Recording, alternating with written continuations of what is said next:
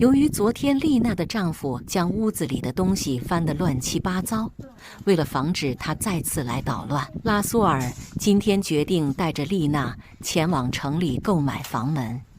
拉苏尔深知房门的重要性，它不仅能预防别有用心的人，还能在这寒冷凛冽的冬季抵挡潮湿的寒风。他认真地测量了高度、宽度，他知道只有准确无误的尺寸，才能保证购买到完美贴合的房门。但我看这个墙面都有点凹凸不平的，这测量出来的尺寸能标准吗？这不免得让人有点担心。或许我们的担心都是多余的。经过这么长时间对拉苏尔的了解，相信他一定能为这个小屋挑选到合适的房门。准备工作都已经妥当，他们带着孩子们准备出发。丽娜还特地换了一套干净整洁的衣服，这套衣服平时见她很少穿。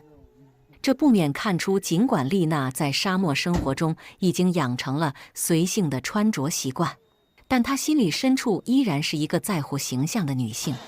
今天的天气宛如一幅美丽的画卷，非常适合出行。蓝天高悬，阳光透过云层洒在大地上，温暖而明媚。这样的天气让人心情愉悦，也预示着他们的城市之行会更加顺利。经过一段时间的行驶，拉苏尔和丽娜终于抵达了城里。城市虽然规模不大，却充满了热闹和生气。街头巷尾行人匆忙，车辆来来往往，为这个小城市增添了一份繁华的气息。街道两旁的建筑虽然不高，但密集有序。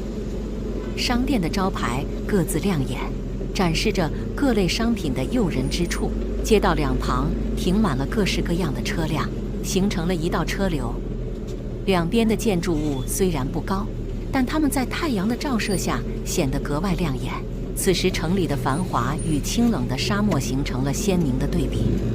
拉苏尔小心地将车停在了一家杂货店门口，他们的目的是先购买一台燃木炉子。在沙漠的寒冷冬天，没有取暖设备是不可忍受的，尤其对于孩子们来说。尽管经费有限，但他们迫切需要一种相对便宜的取暖方案。拉苏尔牵着汉森走进店里，向老板讲述了他们的需求。老板热情地接待了他，并带着拉苏尔前往挑选合适的炉子。别看这家杂货店不大，人家还安装有监控。店里摆放着各种各样的商品，货架上陈列着日常生活所需的各种杂货，品类丰富。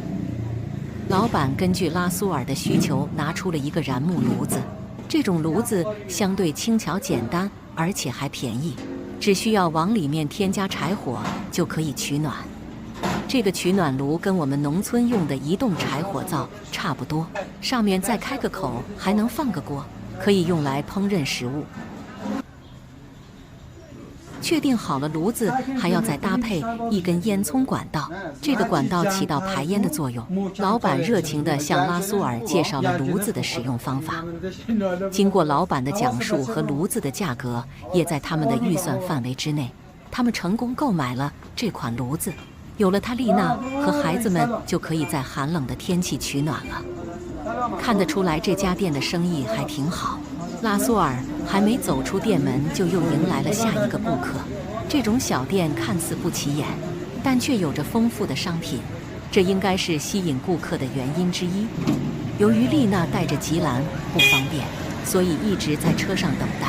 采买的事情就全由拉苏尔决定。取暖炉买好了，接着他们来到了一家卖二手门的地方。这是一家位于城市角落的小店，里面摆放着各式各样的旧铁门。拉苏尔仔细地挑选着这些门，心里盘算着怎样才能在有限的预算内找到一扇适合他们的门。拉苏尔之所以选择购买二手的铁门，是因为他们已经没有多余的钱，刚刚还买了取暖炉。对于他们来说，每一笔钱都要精打细算。他从众多门中选好了一扇，并量好了尺寸。虽然门上布满了铁锈，也有些瑕疵，但它看起来结实耐用，正好符合他的预算。拉苏尔仔细选择好那扇铁门后，他询问老板价格后，两人就进行了过称确认交易。他熟练地操作着称重机，确定了门的重量和价格。交易完成后，老板拿出焊接工具，需要为铁门加上一个坚固的锁扣。老板的手法很娴熟，巧妙地在门上进行焊接。这是老板的一种贴心服务。有了锁扣，他们只需再单独买一把锁就可以了。丽娜和拉苏尔回到了家，满怀期待地携带着今天购买的二手门和取暖炉，从车上卸了下来。门散发着岁月的味道，仿佛为这个小屋注入了一份沧桑的温暖。然而，拉苏尔今天的时间已经不多了，他们无法在这一刻将门安装好，于是他们决定将门暂时放在一旁。明天，他们将继续努力，将这扇门安装好，为他们的小屋添上新的一抹色彩。